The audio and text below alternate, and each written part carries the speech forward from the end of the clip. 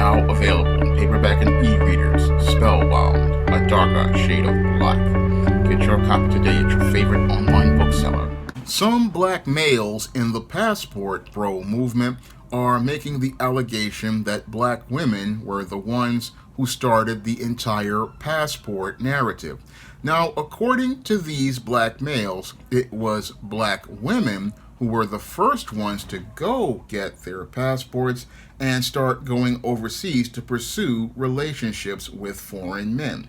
Now, according to these passport bros, it was black women who were frustrated and angry about not being able to find a so-called good black man that were the first to start going out here and taking the money they got from their corporate jobs and looking to go travel overseas to try to find a so-called good black man in foreign countries like Jamaica, and sometimes they would go looking for white men in other European countries.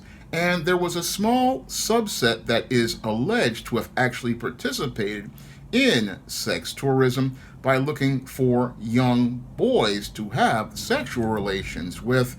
This is what some of the passport bros are alleging as they make the argument that black women were the first to actually start the entire narrative regarding black people traveling overseas to look for a partner in a relationship. Now, according to the passport bros, black women who were single, successful, and well-educated and professional in the 1990s were complaining about their inability to find a good man, and because they believed they could not find a good man here in America, they believed that they needed to go out here and go get a passport and then travel overseas to find the non-black or white or Asian or Arab man who would be a better partner than a black man.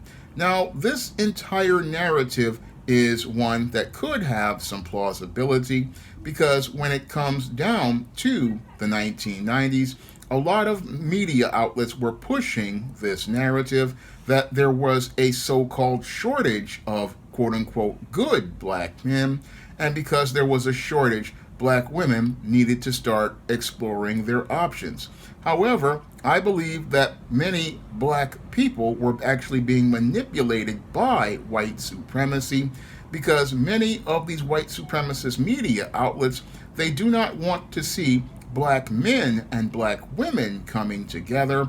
And in order to foster a divide between black men and black women, they went out here and further promoted narratives like those pushed by author Terry McMillan.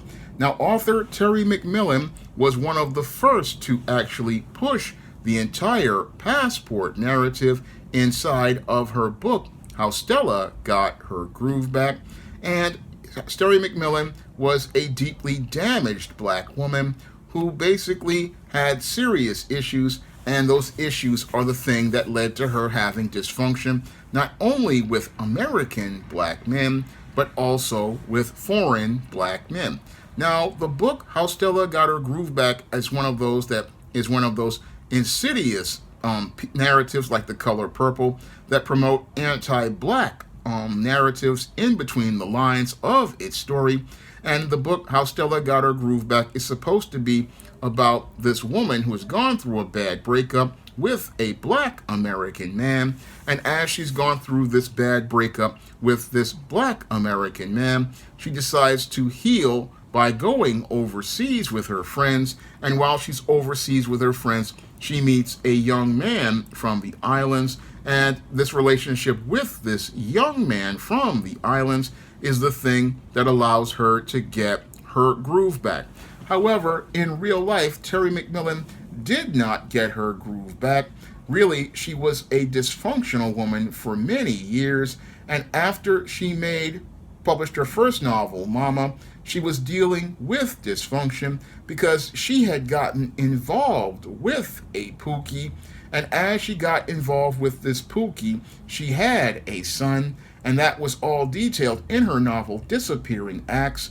And after this, she then wrote the novel Waiting to Exhale, talking about how she could not find a good man and how the four characters in that story could not find a good man. But with the book How Stella Got Her Groove Back, we're told that, oh, your Stella got her groove back, and she got her groove back by getting with a foreign man. However, in real life, Terry McMillan did not really get her groove back. Yes, she got involved with a younger foreign man from the islands, and as she got involved with that younger foreign man from the islands, she wound up marrying this man, bringing him back to America. And as she brought him back to America, what happened was they had a little bit of bliss for a moment. Then this foreign man she got involved with came out of the closet. And as this man came out of the closet, he revealed he was basically using Terry McMillan for a green card. And once he got his green card, he and his boyfriend then left Terry McMillan, and Terry McMillan was never the same. And it just proves the point that it is not about where the person travels.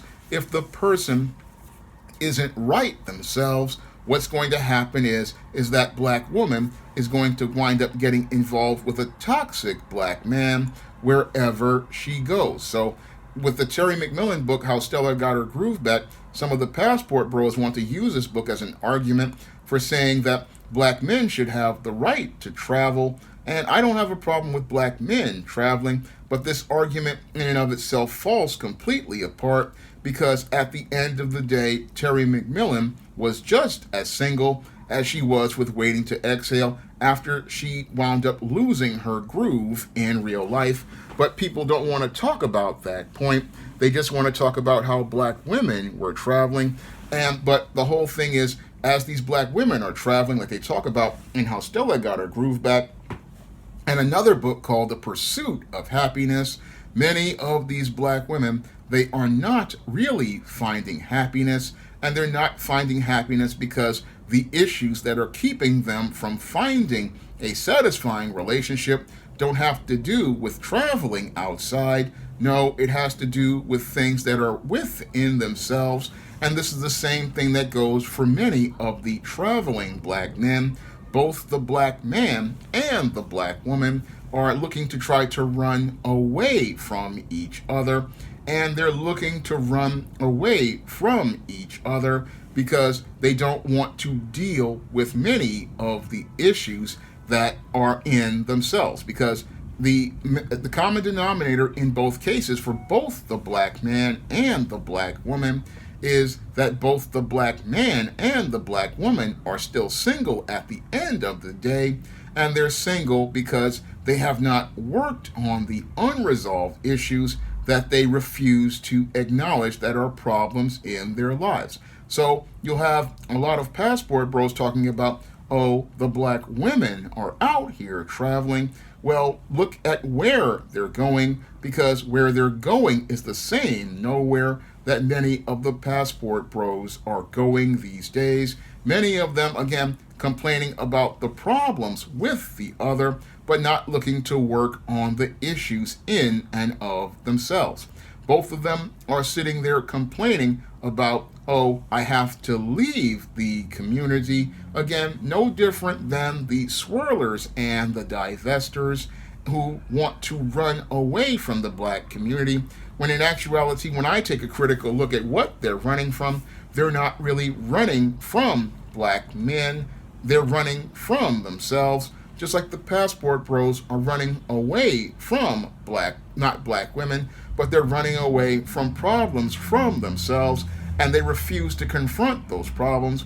And this is why they cannot find any happiness no matter where they go to pursue it, because there are issues with their spirit that they refuse to acknowledge. There are issues with themselves that they refuse to acknowledge. There are issues that they refuse to work on.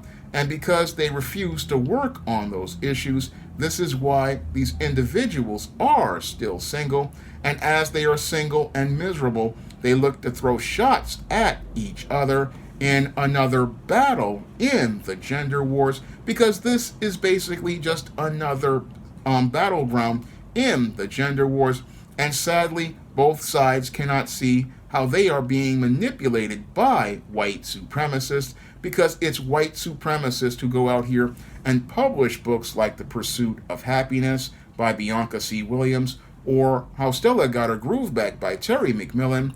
And what they do is, while they passively push these books by black female authors, the white females who control the publishing industry promote anti-black narratives between the lines, because their ultimate goal is to divide black men from black women and have both black men and black women fighting in a gender war where they are sitting there throwing shots at each other. And as they throw shots at each other, they're looking to pursue relationships outside of the race, and they're looking to pursue relationships outside of the race because they are not happy about being black. So both sides really have serious self-hate issues, and they want us to say, oh, the black woman was first. Well, it doesn't matter who was first to say that they don't like their own race, because you've got two sides basically saying, hey, I don't like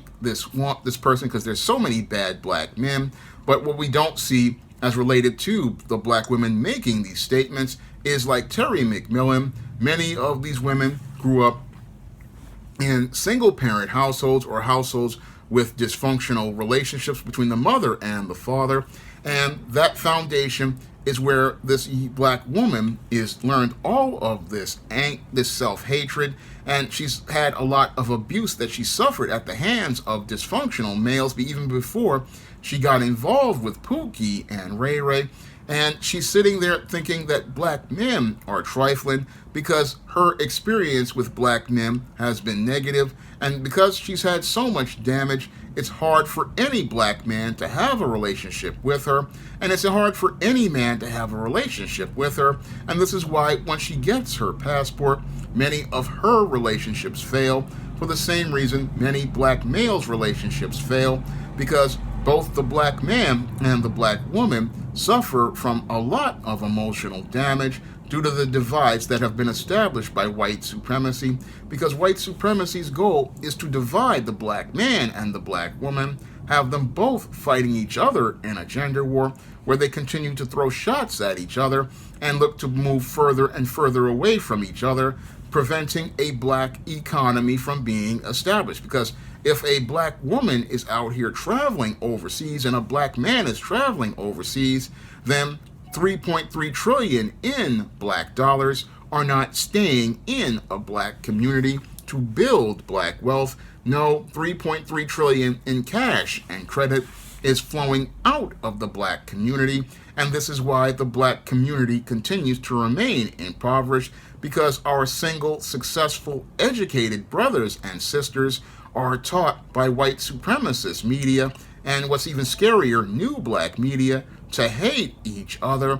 And as they're taught to hate each other, what they do is look outside for love instead of sharing black on black love. That's what happens. And again, this is the culture being taught by black women, and it's been sadly taught for over 20 years. And as that culture was taught to black women, we started to see black men starting to parrot these narratives. And again, these passport narratives have been around for many years. It's been around past 2018, because I remember many black YouTubers talking about this as far back as 2009, but those narratives didn't really gain any sort of traction until I made the first video trying to debunk this entire narrative. And again, this narrative is something, again, designed by white supremacy, because they want to see black American, foundational black Americans, separating themselves. And as they separate themselves, this prevents a state of union between black men and black women.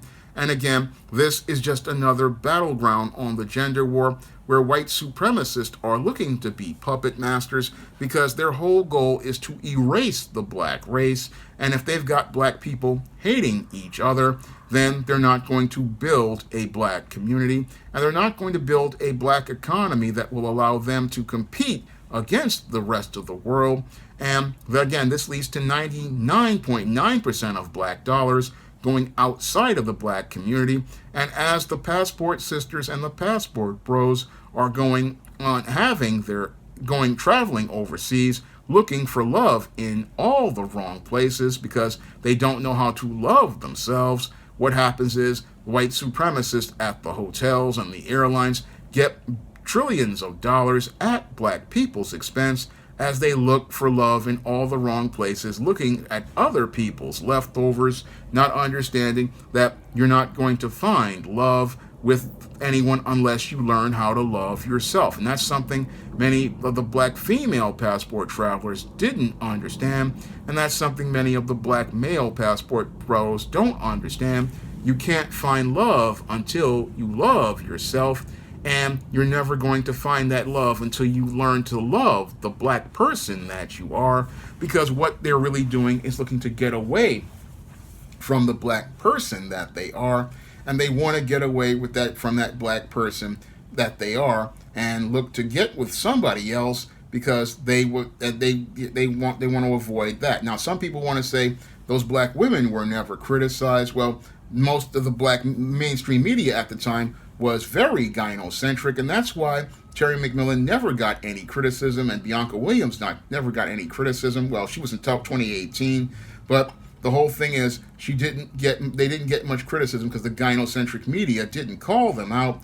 And I believe Pursuit of Happiness wasn't that big of a book. So the whole thing is that these women never really got called out, and I would call them out the same way I call out a passport bro, because they're promoting anti-black narratives, and they're promoting narratives that prevent black on black love, because they're promoting stereotypes that were designed by white supremacists to divide black men and black women, because the whole goal of white supremacy is to keep black men and black women from coming together. And what the white supremacist does is he takes both sides of the argument.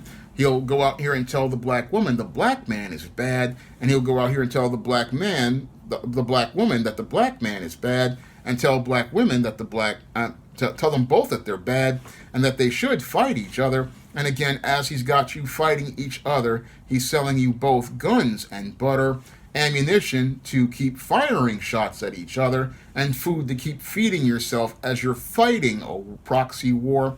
And as you're fighting the war, he's the one making the money at his expense, because there's no money to be made in promoting black love, because black love means that there's a separate black economy, and in a separate black economy, that means that black women are out here loving black men, and they're looking to be elevated by black men. And if black men are elevating black women, they're not looking out at these leftover foreign women and these leftover white women. No, they're looking at their sisters and seeing them as beautiful, seeing them as close, and again, they're seeing the love in each other. And that's something the white supremacist doesn't want you to see, because he wants you on the road to chasing somebody else and taking his leftovers, and even worse, participating in the same type of sexual deviancy that the white slave master used to participate in when he would go to these countries, and the same type of deviancy that some allege that some black men do when they participate in sex tourism, and the same type of deviancy that some black women participate in. Again, having the black man and the black women off the road of black empowerment and on the road of black dysfunction. And this is something many don't want to talk about, because, again, they want to get in a gender war because they want to say, oh, black women were first with passports. Well, it doesn't matter who was first. Both roads are dysfunctional. Both roads have us fighting against walking away from each other, and both roads have us going away from ourselves and never finding out what is most beautiful about sharing black on black love. Keeps us from finding out what's great about being black, keeps us from connecting with each other, because hurt people go out here and look to hurt other people. And this is why passport bros and passport sisters are constantly calling out black men and black women. They're constantly calling out each other because they are still hurting and they want to hurt the other side, and neither side is helping either side heal, because both sides are just filled with toxic ideologies and toxic people. And again, both sides both promote anti-black narratives that prevent black people from loving other black people. Now, if you want to learn more about why so many black women are struggling and single, you can pick up my book, Why 70% of Black Women Are Single, on Amazon.com in paperback and Kindle format. And if you want to pick up some of my stories that feature black on black love, like A Recipe for Success, Spinsterella, and Esteem the Sands of Time, you can find all those books on Amazon.com in paperback and Kindle format, along with other books on the SJS Direct Imprint, like the Isis series, the Esteem series, the John Haynes series, and the books in the Spinsterella trilogy. You can find all those books on Amazon.com in paperback and Kindle format. You can also find them on Smashwords, the iBook Store, and Google Play. And if you want to see me make more videos about different subjects, you can donate to my Patreon, my PayPal, or my Cash App by clicking the links in the description box. That's all I have to say for this video. You can comment, rate, and subscribe. Now available for the first time in paperback, Why 70% of Black Women Are Single. Learn all the reasons why so many black women can't find a husband and why 70% of black women are single. Get your copy of Why 70% of Black Women Are Single on Amazon.com today.